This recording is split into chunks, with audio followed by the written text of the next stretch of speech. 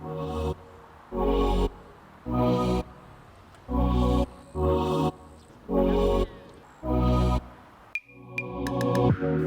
out there could ever stop me from chasing after 皆さんこんにちは、りょういちです。今日はジムニーのルーフにラッピングフィルムを貼ってきました。できれば自分で貼ってみたいなと思っていろいろと動画を調べてみたのですが、見てるときはですね、めっちゃ腫れそうな気になるんですが、一人ですると、場所もなければ経験もないのできっと後悔するんやろうなと、めっちゃ空気も入ったりするんやろうなということでプロにお願いすることにしました。実際お願いしてほんまに良かったなと思っております。今回お世話になったのは大阪府交野市にあるデントスマイルさん。よく見るとですね、看板左上に隣の人間国宝のステッカーが貼ってますね。このステッカーわかるのは関西だけですかね。はい、今回ですね、貼り付けしているところの動画を担当の方が撮影してくれましたので、ぜひご覧ください。まずはですね、ラッピングするルーフ部分をきれいに拭き上げしてくれてます。どんな作業もそうですが、やっぱり下準備は大事ですね。養生をしてフィルムを合わせていきます。普段貼るときは真ん中から位置を決めて左右に貼っていくということなんですが、ルーフにアンテナがあって今回アンテナは取り外さずに貼ってもらったので、フィルムのアンテナ部分は切り抜いてそこから全体に貼り付けをしてくれました。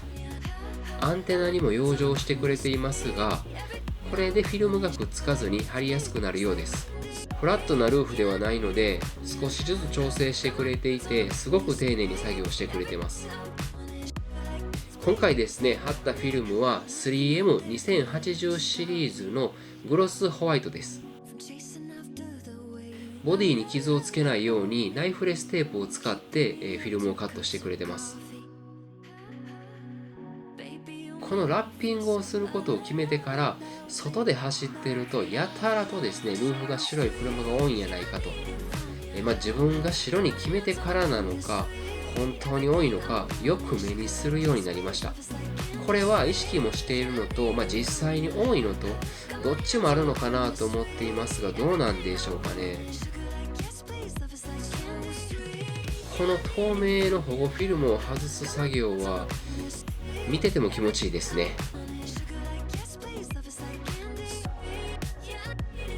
はい、めちゃめちゃ綺麗ですね。作業中にもかかわらず撮影をしてくれまして本当にありがとうございます。今回お願いをしたデントスマイルさんでも YouTube チャンネルをされているので、ご興味ある方はぜひ概要欄にリンク貼っておきますのでご覧ください。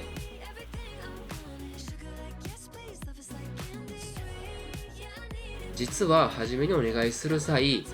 サイドミラーにもね考えていたんですが、悩みに悩んだ末ルーフだけでお願いすることにしました。ということで、もし同じくラッピングをですねお考えの方がいらっしゃれば参考になれば嬉しいです。今後もジムニーに関する動画を上げていきますので、お時間ございましたらぜひご覧になってください。またもしよければグッドボタン、チャンネル登録いただけると励みになります。